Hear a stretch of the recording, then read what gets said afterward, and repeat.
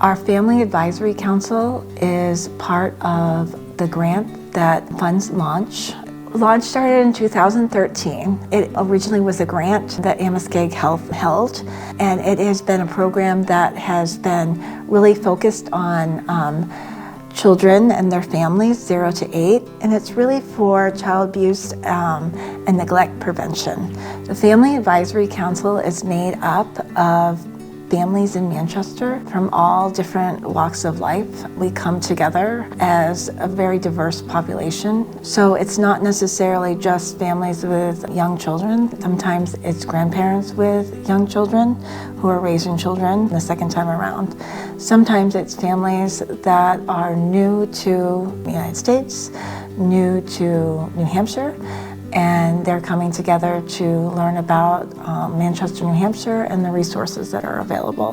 One thing that the Family Advisory Council does is provides resources for families in Manchester. So being a mom of 4 has been challenging, to say the least.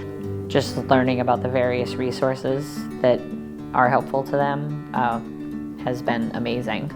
So we're actually able just to make those connections with families and the support systems that they need, whether they need help with their understanding IEPs through the school system, or we can connect them with programs like Friends of Anya, which is a really great bereavement organization. Another piece of the Family Advisory Council group is for families to come and help us. We asked the Family Advisory Council to come together and give us some feedback on some of our programming. And another piece of the Family Advisory Council is being able to have a voice in the Manchester community. I would like to be able to have the FAC be a place where agencies come and ask questions of the group, so that those agencies in our communities can be listening and hearing from the families in Manchester and Greater Manchester to inform their programs.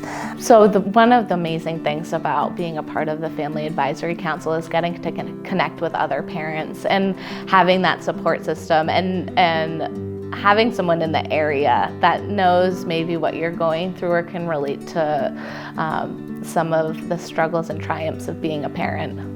What came was from some of the other grandparents experiencing lifelong. They have grandchildren that are even older at this point than my own, but sharing the things that they were doing and the help that they sought out and where to find that help. Doors opened that I had no idea, and it ultimately it was a salvation for us, because we ended up in a very big draw last year, and fortunately the outcome was very successful for our grandson. You know, I always say it's like saving a life. You know, you want to be there for a grandchild or your children, but when it comes to a grandchild, they depend on you to be there. And fortunately, you know, that's what this has brought to me. It gives you a sense of community, which is something that I think is missing in the world today. I loved having the meetings. The meetings were at night, and so everyone kind of like got to see each other's children and got to ask questions, and we really got to interact. Even though it was still on Zoom, it was still a very interactive meeting that we had. It's only one night a month, so it's not a huge commitment, but the reward is great.